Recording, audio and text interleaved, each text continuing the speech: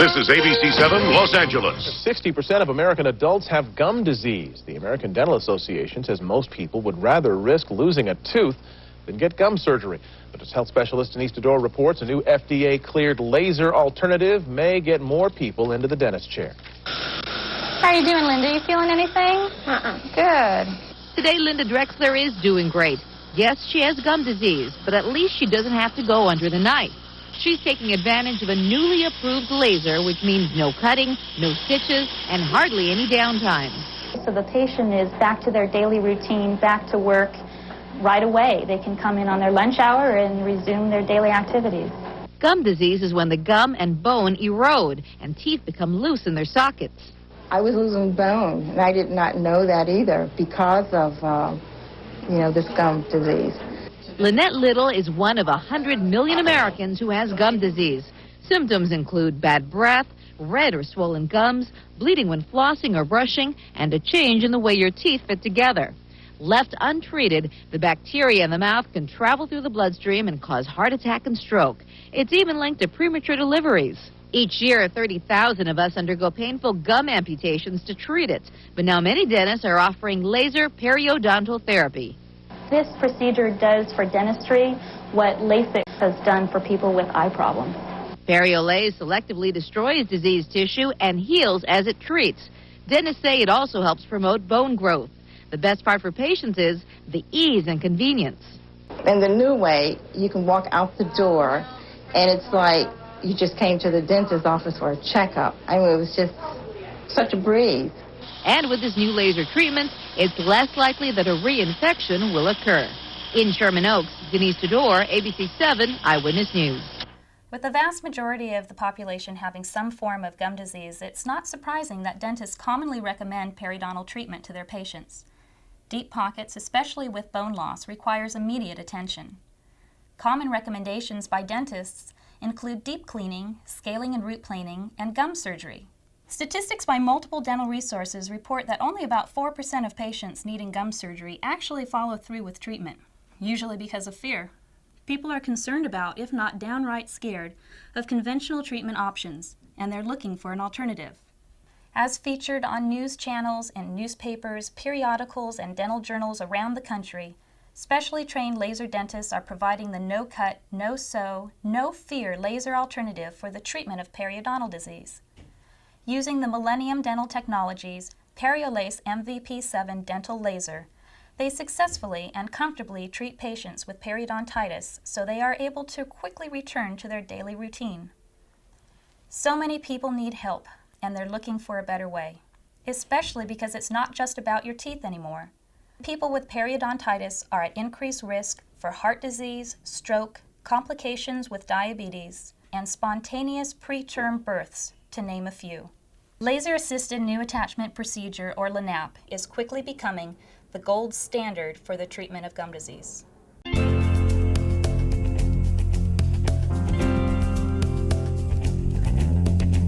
Hi, I'm Dr. Dawn Bloore, and I'm here to do your periodontal consultation. That's great. I heard that you have gum disease and you were told that you need gum surgery and you're looking for an alternative. That's right. I know you've probably been told about what gum disease is, but if you don't mind, I'd like to review that with you so I can talk about your periodontal treatment options and especially why people are choosing laser periodontal therapy as their periodontal treatment of choice. Okay. Let's take a look at this picture chart. This is a picture of what a healthy tooth looks like. This is what you see when you look in your mouth. That's the tooth.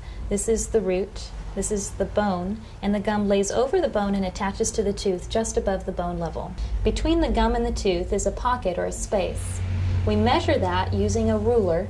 We call it a probe, which is in 3 millimeter increments. We measure between where the gum attaches to the tooth and the top of the gum.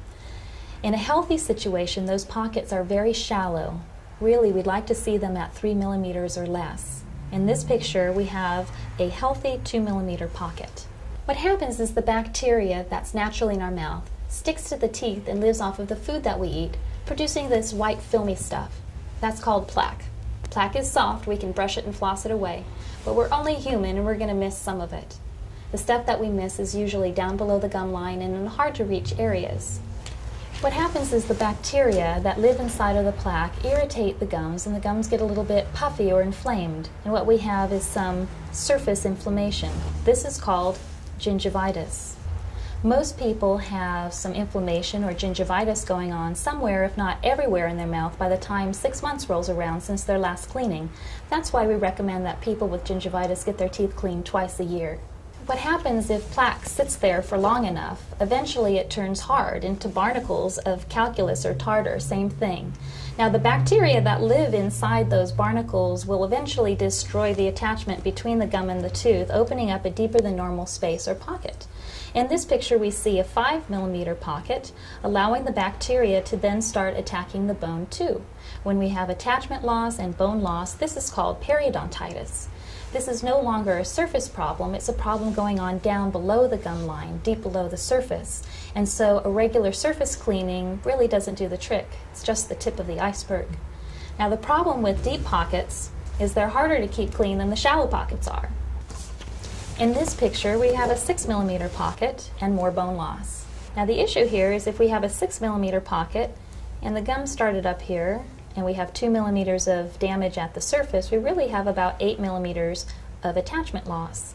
The reason why the gums recede is that this very inflamed tissue is easily damaged when you chew and brush your teeth.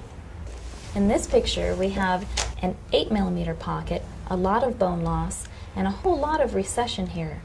Recession is very common for patients who have gum disease, but it doesn't always occur.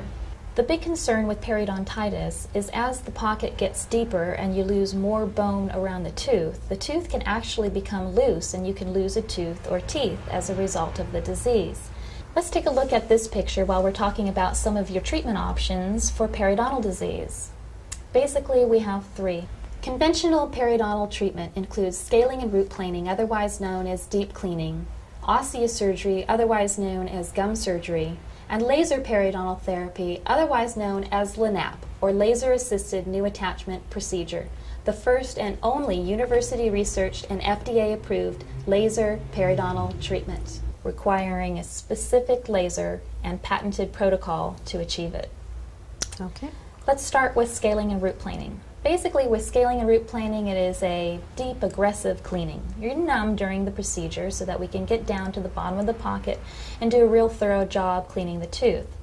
Now, the problem is that we have very limited access to get down to the bottom of the pocket, and we can't see down there, so we're basically working by braille. So we're likely going to miss some of the calculus, especially in the deeper pockets. Even in conjunction with the use of medication, we don't expect to see a strong fibrous reconnection or any bone improvement. If after scaling and root planing a deep pocket persists, the next conventional treatment option is to do gum surgery.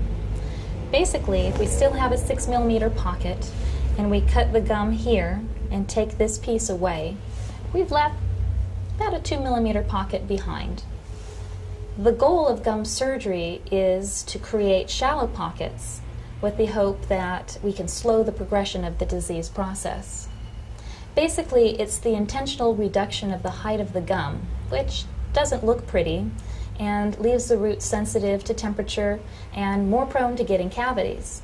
The problem with periodontitis is that most people don't find the treatment options appealing.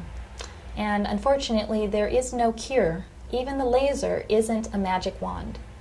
Like diabetes and high blood pressure, we can get you to a healthy level, but then we need to work to maintain you there with regular and frequent cleanings.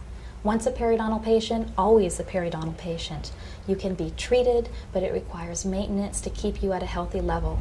And if you've had gum surgery and we've already cut the gums, if after some time a pocket comes back, well, we can't keep cutting you. Eventually we run out of something to work with.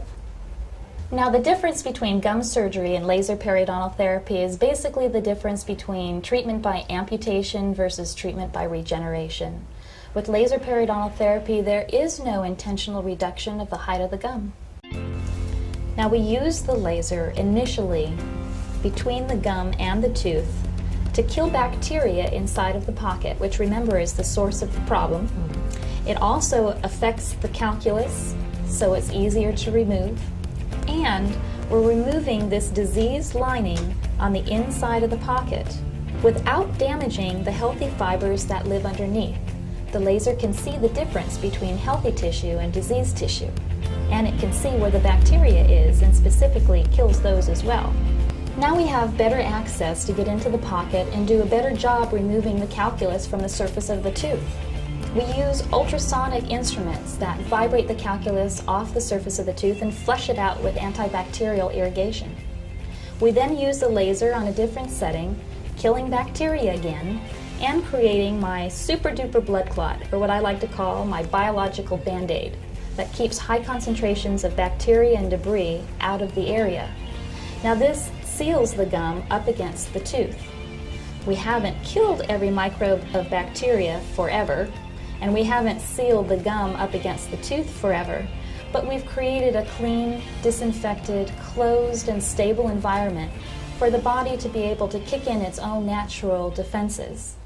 There's a little war going on down here. The bacteria against your immune system, and unfortunately you're losing the war. When we use the laser, we are tipping the scales in favor of regeneration versus degeneration. If you think about it, we have the ability to build ourselves back. We can grow fibrous tissue, we can grow bone. That's why we don't amputate a broken arm. Good thing. But we only do it under the right circumstances. If you think about it, we have a cast on a cleaned up, disinfected arm so that the body has a chance to grow back. Well, the problem is the mouth is a dirty, unstable place, but with the help of the laser, we can create that closed, disinfected environment so that the body has a chance to kick in its own natural defenses and start to rebuild. In order to stabilize the area, we need to find any areas where you might be hitting your teeth together too hard or inappropriately. And once we find those areas, especially in the spots where your pockets are very deep, you have a lot of bone loss, or the teeth are loose, we need to spot grind them away. Then we leave the area alone. We don't want to mechanically disturb the area, don't want you to chew on it. You're on a soft food diet for about a week, and we want you to follow special cleaning instructions. Now, you're not on a soft diet because you won't feel like chewing over there. We just don't want you to disturb the area. Now, we don't go back in here and reprobe the area for about 9 to 12 months after the treatment is done. That doesn't mean we're not seeing you during that period of time.